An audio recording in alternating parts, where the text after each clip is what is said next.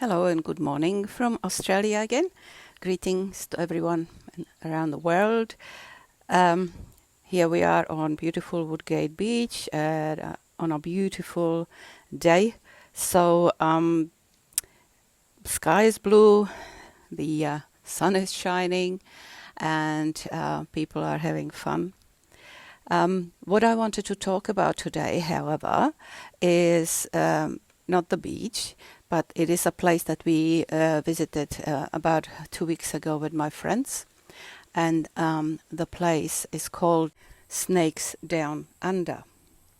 The place is located very close to where we live, about 15 kilometers from Goodwood, and very close to Childers and Bruce Highway for those who would visit Queensland.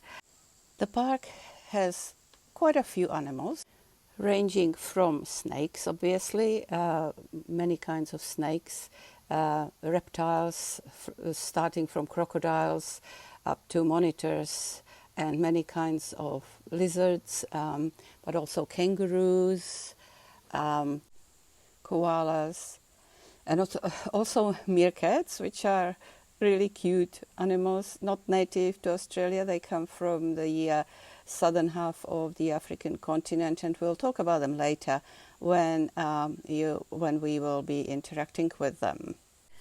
The park Snakes Down Under was founded roughly just from what I believe around 2007 by Ian and Barbara Jenkins. I think the story goes that Ian was on either working holiday or something like that in Australia from the UK, and he met Barbara, and then he obviously already stayed in Australia, where he became known as the local snake catcher. From memory, I think that Ian was saying about himself somewhere that he actually has experience with snakes since he was a child. He grew up in Kenya, and he was handling snakes since he was about 4 years old. So, in short, if you have a snake in your household or find a snake in your household, venomous or non-venomous, you usually called Ian. Ian would come. Ian would find the snake and tell you that the snake has been quite happily living at your place for a few weeks already, even without your knowledge, and show you some of the spots where the snake was camping. He would remove the snake and relocate it, obviously, in the snake's environment. Some other resources say that a friend of Ian's has suggested that Ian make some presentations of snakes in local schools, and Ian did that, so that was quite successful. However, the iron fist of bureaucracy has hit, and condition changed, and I think Ian was then motivated by that to acquire a zoo license, and that was the start of the reptile park or of Snakes Down Under. Ian and Barb then acquired or bought a property, which was, I think, initially intended as a macadamia farm. However, Ian bought some animals, built enclosures. Those enclosures actually were built in such a way that they accommodated the animals and provided them with an environment that was where they felt most at home and didn't feel sort of too confined, or it wasn't disruptive at all. And at the same time, obviously, it provided safety to visitors who were coming to the park to admire our Australian reptiles. Although I'm not the biggest supporter of animals in captivity, I must say that this park is built with the animals in mind. And also the beauty about this park is that it is small, that it's like a family environment almost, where you will meet friendly staff who are always willing to answer your questions or talk to you. Now, I'd like to take you to the first residents of the park, which are the crocodiles. So the two crocodiles that are currently here, so saltwater crocodiles, are Alice. You might see her here at the sort of further end of the pond, and then at the front, that's Munga. Munga has been so Munga is the male, Alice is the female. Munga has been a resident of the park for about 1 or 2 years only. He came from Australia Zoo. And actually, when they brought Munga over, there was even Stephen Irwin's son present and some other workers from the Australia Zoo. I believe that Munga was delivered to Snakes Down Under in December 2020, and he. That happened mainly because his predecessor, Mecca, who was with the zoo probably from the day dot, apparently, passed away of a lung infection, and and I think it was said that Alice wasn't coping very well on her own, so it was decided to get her another male companion, and that's how Munga came. I think the story also goes that Munga might have been originally somewhere in far north Queensland, where he called a place his home and became quite territorial as he was growing older, which would probably be quite uncomfortable to the population living there. So I think that's how he ended up in Australia Zoo and then at Snakes Down Under. I think his zookeeper in Australia Zoo said that Munga is very, very fast. On what we see here, it's not as apparent, but I can imagine that all the crocodiles have a ability to strike with lightning speed. So Munga is about, I think, 30 years old. Alice is about 50 years old. And I don't know if you notice the difference in size. Munga is already much larger. There is also a nice enclosure for the nursery where when Alice has got some eggs inside her now, and she will lay those eggs at some point in time. So she has got a nice private little nursery prepared where she can come and go and, care for her offsprings. All right. So just to say something about Mecca and about Ian, it went through YouTube and so on. It was about probably 2014, 15, something like that, when Ian already had a very close relationship with Mecca, whom he was, handling and feeding and looking after. And he was very in tune with Mecca's idiosyncrasies and so on. So I guess at one point he might have just his attention and his focus might have broken for a little bit while he was handling and feeding Mecca and performing a little show with him. And Mecca grabbed him by his arm and dragged him in the pond. Ian sustained some injury. I think there was a severed thumb and some injuries to his head just by hitting the concrete rims of the pool. And he was saved by one of his colleagues who distracted Mecca and saved Ian. Obviously, all it takes is a split second lack of concentration.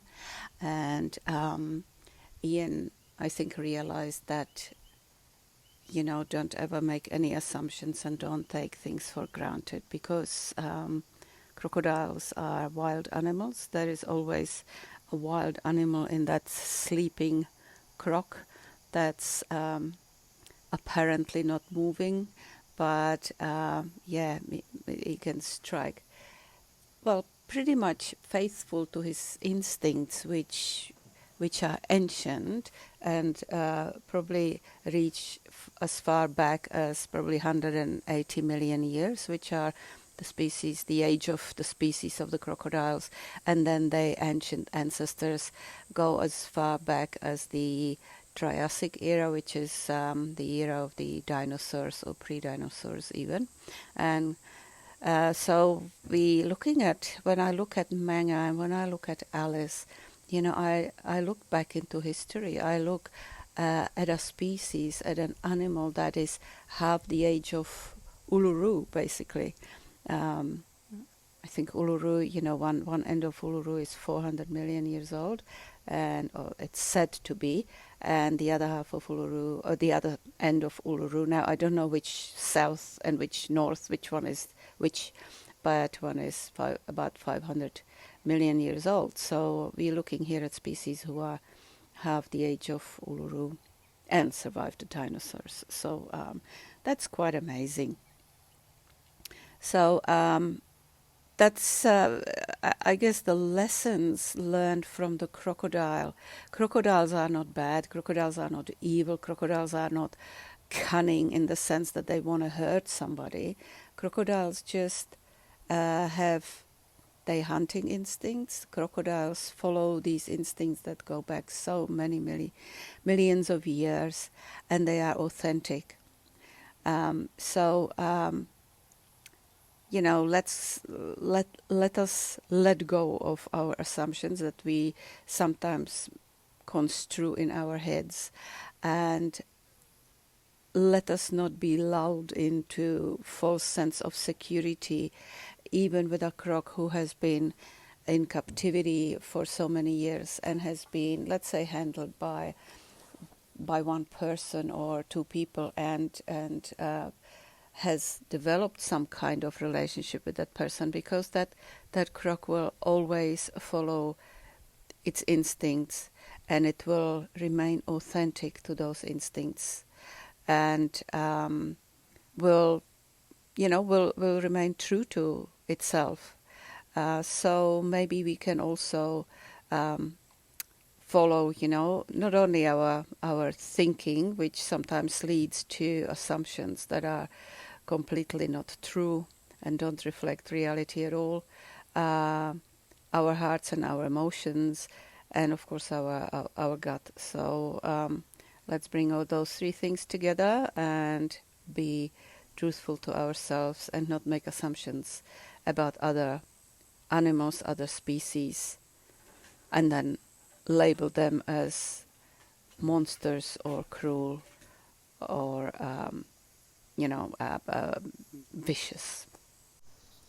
Another thing that amazed me about crocodiles is their ability to hold their breath. We've been told that there's been some research done with some crocodiles, specifically one crocodile actually, who could quite comfortably hold his breath for 10 hours. So just imagine 10 hours holding its breath underwater, quite comfortably without any problems. They obviously then concentrate, the life force is basically concentrated around their hearts and their brains. And another thing, that they can live a long time without taking any food. There is also another thing that I was amazed by, that on one hand they can move with lightning speed and really grab their food very quickly. On the other hand, they can take it very gently and carefully. And whenever I watch crocodile mothers taking their babies and transporting them around, I just think, wow, this is just something else, how gentle they are. Mouth full of teeth and absolutely no harm to their babies. Here is a little alligator that I was fortunate enough to pet a little bit and to get acquainted with, and it was amazing how soft their skin was and how soft their little feet were. And that's this is very skin and the feet that crocodiles and alligators are hunted for. And obviously that is yeah, and farmed. I mean, the crocodiles are now farmed for their skin and for the belts and so people can wear their belts out of their skin, and the shoes and handbags and so on. So I promised this little alligator that I never have and never will wear any of its skin on me. They have been born into it, so they should be the only ones to wear it. Crocodiles in Australia have been hunted almost to extinction and protected as species since about 1974. Here I was also lucky enough to have a bit of a smooch with a python who fell in love with my hair and was winding itself around my neck and my ear, exploring my ear. It was quite a good feeling. I just let it do whatever it wanted, and then it wound itself around my neck and my throat. It was amazing to feel all those muscles throughout its whole body. I think it's about a 2-year-old python, and when it became too friendly, I think his keeper took him away and said, you are becoming a bit too friendly. We also visited the enclosure of the kangaroos. So I call them the grey kangaroos. This one's got a half an ear missing, don't know why. And the red kangaroos, so they are quite happy in the enclosure. It was hot, so they were spending their time mainly in the shade. And also kangaroos, when they are trying to cool themselves down, they do lick their front paws. So that's a way how to keep cool for them. Again, kangaroos are animals that are living here with us. They're native to Australia, our probably biggest marsupials. We have them actually on our paddock, living, coming and going. But looking at them and at their muscles, how muscly they are, how big and powerful they can be, all we can say is just give them our respect. And here meerkats, so nice little cute meerkats. We had a nice little encounter with them. They're already waiting for their food. They love eating fruit, but they also eat some grubs and some larvae of things. So we've been told, keep your fingers to yourselves, hide them beneath the bowl, because they can jump into your finger thinking it's food. Meerkats also fight among each other sometimes, so they can even go as far as biting each other's tails off. This little fella here tried to climb up my leg. It was quite cute, actually. I must have smelled really nice to it, because we have got all these dogs and horses and a cat at home, so there were many different interesting smells.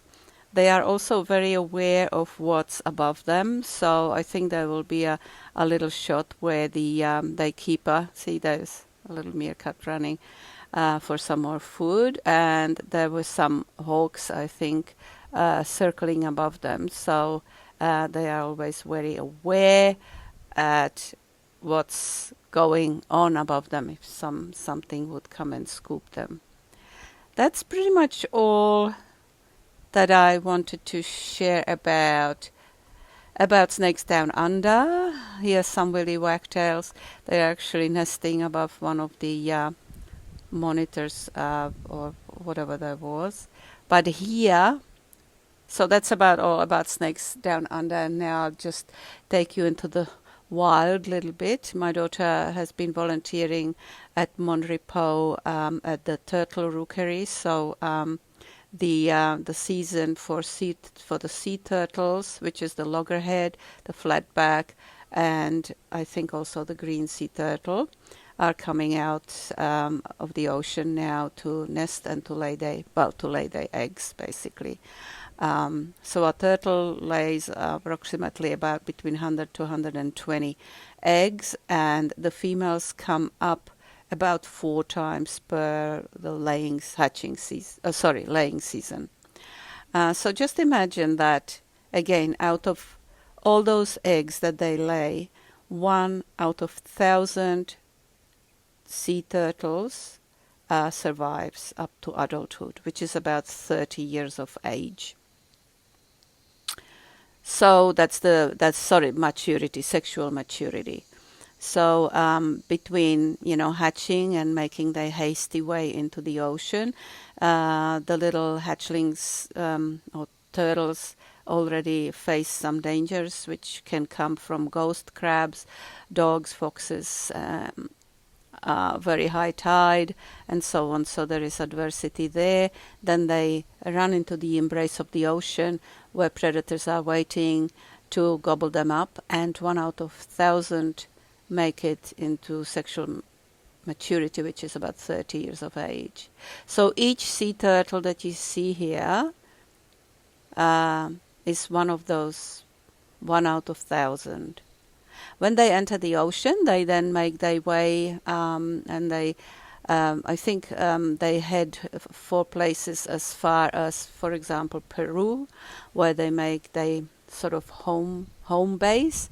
They stay into those local waters, and at 30 years of age, the females come back up to the to Monrepo again, and that's the first time they leave the ocean to lay their eggs. Males stay in the ocean for their whole lives, so they do not return and they do not really exit the ocean anymore.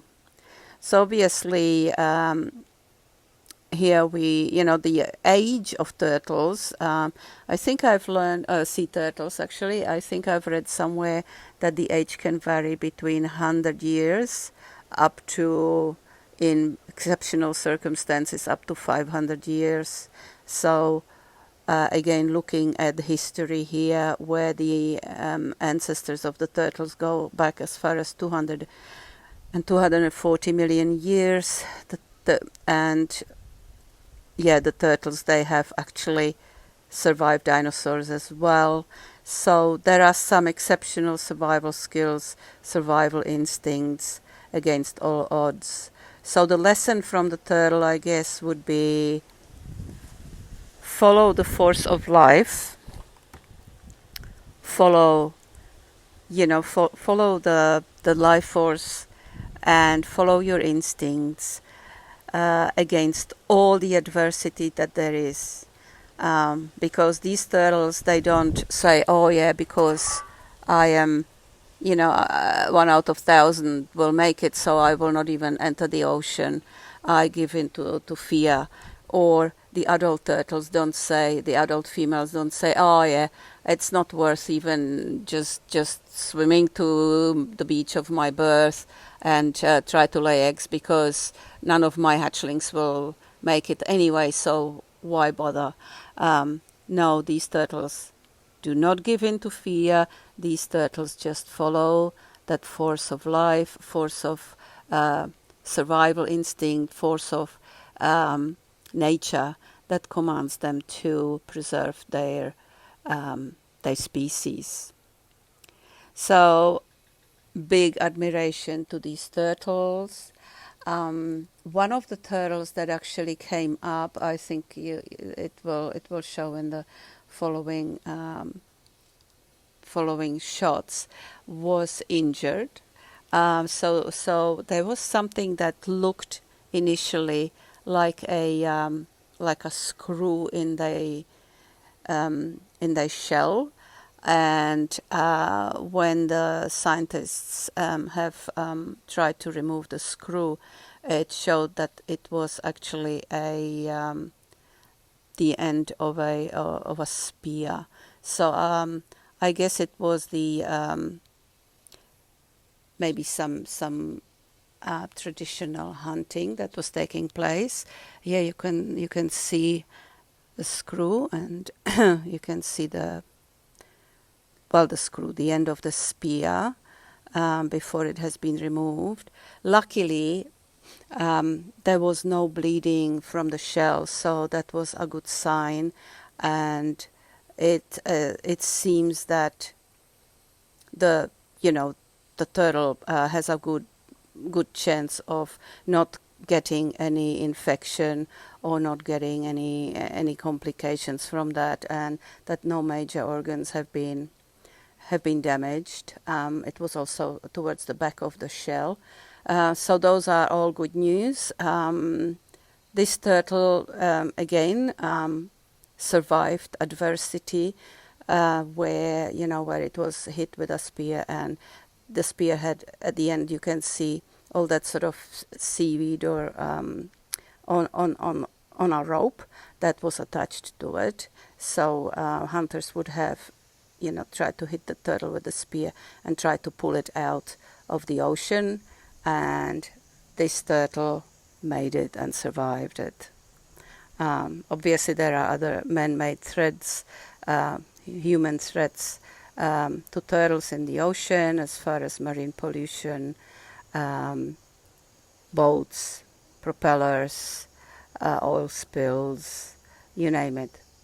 But again, the turtles do go on as a species. That's what made them survive dinosaurs. That's what will hopefully, even though they're very endangered now, that's what will, their life force will hopefully help them to survive, this, the age of human, I guess. Okay, so that might be about all that I wanted to tell you about the turtles. And now also a little look at our willy wagtails, when they actually left their nest. That was actually quite interesting. So there are some shots of them sitting in their nest and then leaving their nest and sitting on my bottle brush here, getting ready for their first maiden flight. And here they are flying with their parents and their siblings, and a new part of their life has just begun. So let's wish them luck. And here is a photo of a caiman and butterflies. It's not photoshopped. It's actually taken by an Australian wildlife photographer. And he was saying that the caiman was literally posing for the camera.